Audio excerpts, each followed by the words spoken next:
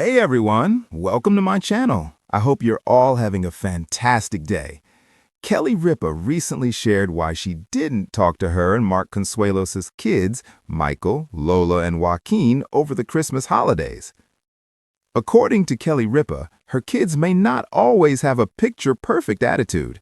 Indeed, as a result, she ended up giving her and Mark Consuelos' three kids, Michael, 28, Lola, 24, and Joaquin, 22, the silent treatment during the holidays over a social media post. I've got to tell you, I tried to post a family carousel on Instagram on Christmas, Kelly revealed to Bronwyn Newport on the Let's Talk Off-Camera podcast airing Feb 11th per People. I stopped talking to my kids for about 4 hours on Christmas because of the fighting and the arguing over, you can't use that picture of me. Well, you can't use that picture of me. I was like, guys, it's just a picture of us at church. It's not that deep, Kelly added. We're just in front of the Christmas tree at church. Kelly, who has been married to Mark since 1996, ultimately put her foot down and went another route when it came sharing her holiday magic. In fact, Lola, Michael, and Joaquin appeared alongside their parents in snaps from London, in cropped shots from the beach, and even off guard during dinner. Sharing a look at the Consuelos family cheer, Kelly captioned her Instagram carousel at the time, "A Christmas carousel from here, there, and everywhere. Happy holidays from our family to yours." And while Kelly and Mark's trio appeared on Instagram, the couple shared that they ultimately didn't make the cut for the annual Christmas card. "We're tired of getting all the photos approved by our kids every year," explained Mark in a joint interview published by People on December 7th, with Kelly adding, "We've cut them out." As for their parents' decision, Michael, Lola, and Joaquin weren't feeling quite as jolly. "They complain that they're not in the Christmas card this year," Kelly said. "They feel very slighted, and how could you? And I said, I am tired of waiting around for you to approve a picture." And while the kids weren't pleased with the turnout, Kelly shared that Mark took an extra liking to their card.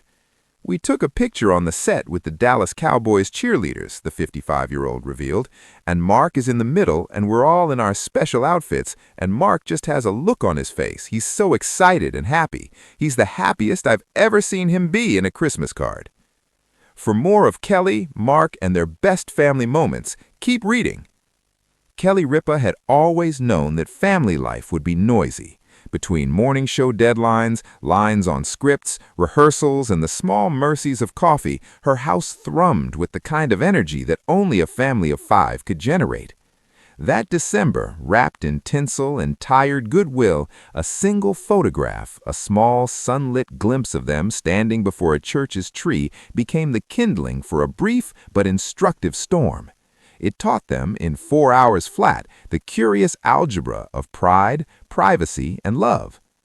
The Consuelos household always felt like a play that was still being written. Mark liked to claim that he and Kelly had invented a brand of domestic theater, part sitcom, part soap opera, part improvisation. There were morning rituals, quick kisses, grocery lists, a stray football used as a doorstop, and there were the rarer ones, more deliberate rituals, family photos, the annual Christmas card, the picture that would hang in aunts' frames and slide into frantic group chats. These rituals required negotiations that were both tender and somehow transactional.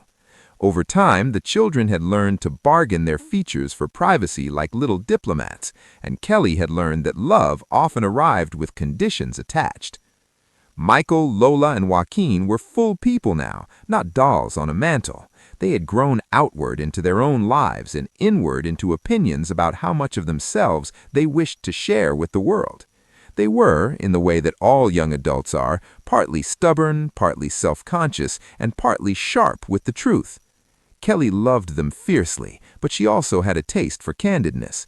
She believed in the beauty of uncontrived moments, the off-guard smile, the awkward lean-in, the messy sequence of a family laughing and she mid-argument. wanted to post them, not out of exhibitionism, but out of delight, a way to bottle December for a moment longer. That Christmas morning after church, someone suggested a carousel of photos for Instagram, a series of snaps showing their small world in gentle motion, London light, a cropped beach shot of toes against sand, the sort of outtakes that looked awkward but real. The picture at issue was innocuous, a candid in front of a church tree, their faces soft with the hush of the season. It captured the family in a way Kelly liked, unpolished and alive. But for the trio, who were used to editing the edges of themselves for public viewing, the image felt unvetted. Photos had become a kind of passport for how they would be seen. To Michael, Lola, and Joaquin, being asked to appear on a family feed without prior consent was a small invasion. Arguments about photographs, to an outsider, sound petty, but photographs are compasses for identity. They point to how we want to be found. A refusal to appear in a shot, to crop a face out, to demand pre-approval, these are ways of saying I am protecting the version of me I choose to offer. Kelly understood this. She'd asked before, on many occasions, for small compromises. She believed in negotiation. But she was also weary of a new ritual they'd fallen into. Each year, the children insisted on pre-approving the family photo before it went public. It was an ever-lengthening tether, a slow erosion of spontaneity. She had grown tired of waiting around for permission, tired of a tiny committee reviewing the familial portrait with the solemnity of an election board. That morning's discussion began with banter and a few teasing jabs. Michael pointed out an angle he didn't like. Lola asked if her hair could be cropped. Joaquin, who often sought to avoid the spotlight altogether, shrugged with mild disdain. Words escalated like they always do when history is present beneath the surface of a small topic. Voices rose, not because anyone wanted to hurt anyone else, but because love with adult children carries with it new strains, respect for their autonomy, and a stubborn attachment to traditions that have shaped a parent's identity. Kelly found herself in a peculiar position, the matriarch of displays, the keeper of holiday cheer, insisting that a small church front photo was not that deep while watching her children brace against it as if it were armor. She let it go at first. She put the phone on the table, thinking a breath might change everything, but the tangle of comments resumed. Private messages, late-night texts, subtle threats of untagging. For Kelly, who had fashioned herself as both a public person and a mother, the choice was sharper than it looked. She valued the family as a story to be told, to be held lightly, but she also felt invisible each year, waiting for a nod before she could celebrate her own family publicly. The idea of submitting every small family moment to committee approval began to feel less like respect and more like a drain on the spontaneity she treasured. So she chose to protest in a small, dramatic way. She did the one thing she'd always done when she needed attention to a boundary she could not pronounce in a sentence. She stopped talking. Not as a weapon, not with malice, but as a theatrical timeout. For about 4 hours on Christmas, the conversation died down at the kitchen table. It felt like both the end and the start of something. Mark, ever the peacekeeper, and secretly delighted by tiny acts of domestic theater, tried to coax it into humor. The kids felt slighted, justified in their indignation, and Kelly felt the strange isolation of someone who wanted both to be seen and to see without negotiation. She called a friend and described the scene afterward, laughing and shaking her head because that was what she did best, translate family intimacy into a story that made sense. Telling the tale in the weeks that followed, on podcasts and interviews, Kelly framed the incident with the kind of self-deprecating clarity that turned the fringe anger into a lesson.